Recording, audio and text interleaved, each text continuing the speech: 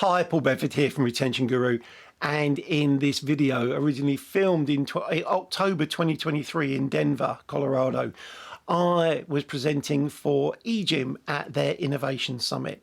And while I wasn't really talking much about innovation, I was obviously talking about retention. And I talked about how much information we as exercise professionals try to share with non-exercise professionals and the impact that has on their ability to, well, not work out, but just the validity of even bothering to do a lot of that. Wait to the end and you'll understand why I've called this session, it's all about cup holders. For now, if you've got any comments or questions, please put them in the box down below. Alternatively, you can email me at paul@retentionguru.co.uk. But for now, enjoy the video and I look forward to seeing you again soon. Take care. Bye. If you want to create relationships, and this is one of the things I work on a lot with businesses now, is you have to understand how relationships are formed. Now, since the beginning of the presentation, you've had thousands of moments of experience with me. While you have those moments, if those experiences create a discrete good or bad moment, you can then attach an emotion to it. So unfortunately, I've made you laugh a little bit, I might have made you cringe a little bit, but you only remember the things that have an emotion attached to them. If I make sure, if I can do that, they become your memories. If I do that frequently enough with the same people, that becomes a relationship. Who here has friends that they've known since childhood or college? Yeah. What's the first thing you talk about when you get back together? The past. Because you share all of those memories. So you re-establish that connection, rapport's built almost instantly, because you go back to the things you shared. The hours we spent together last night, today, and maybe over breakfast in the morning, will create memories for us that are unique to everybody who's here in this room. And even if we got everybody back next year, well, if we got everybody, we try to get everybody back next year, some wouldn't be able to make it. I'm certainly not doing it again for free. So,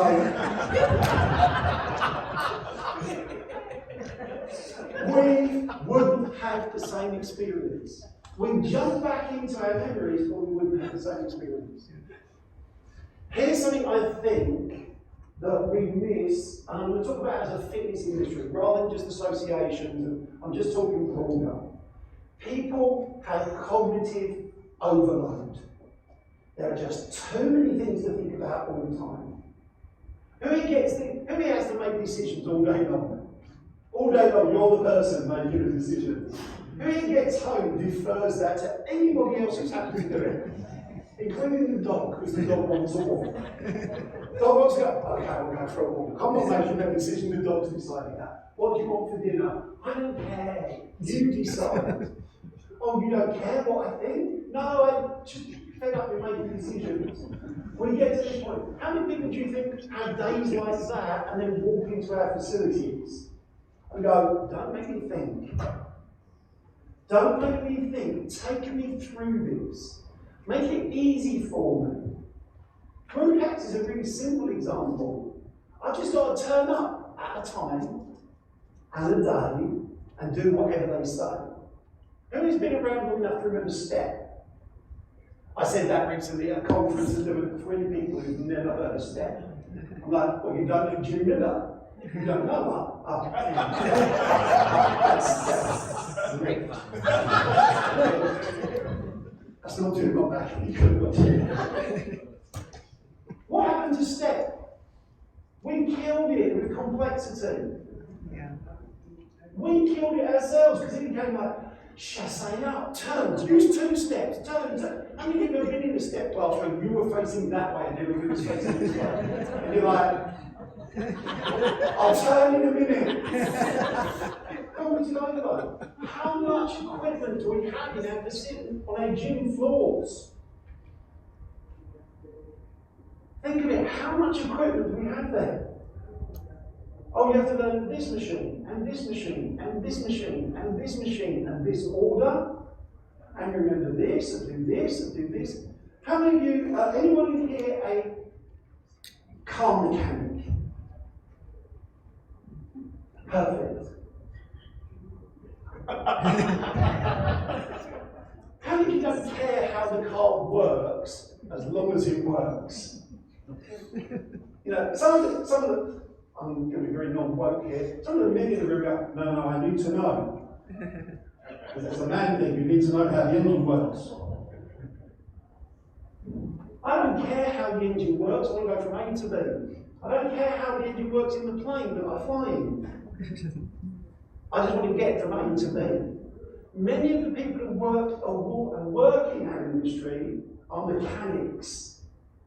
They want to know how it works, how you tune it, how you improve it, how you do everything. And then they try and teach people who just want to get from A to B all of that information. You're going to learn it because I'm going to teach you it, because I like talking about it, and you're going to listen. So when you concentrically flex at the elbow, the bicep brachialis, the two insertion points, just below the elbow joint, and just behind the shoulder, come closer together, creating a concentric contraction, which is the actin and the myosin sliding over one another. You're like, I just want to do this. And if you tell me to do that, and that's going to be good for me, I'll just keep doing it. Don't make me think. But we do too much of that. We overload people with the complexities of training, because often our trainers are really enthusiastic about it. They are the car mechanics. Our savvy exercisers, they're the Formula One drivers, they're the NASCAR drivers, who can sit in the car and go, you might need to tweak this, you might need to change that, it's a little bit loose, I need to get a bit tighter. The vast majority of us are commuters. I want to get in, get somewhere and get out. Make it as pleasant as possible and give me cup holders.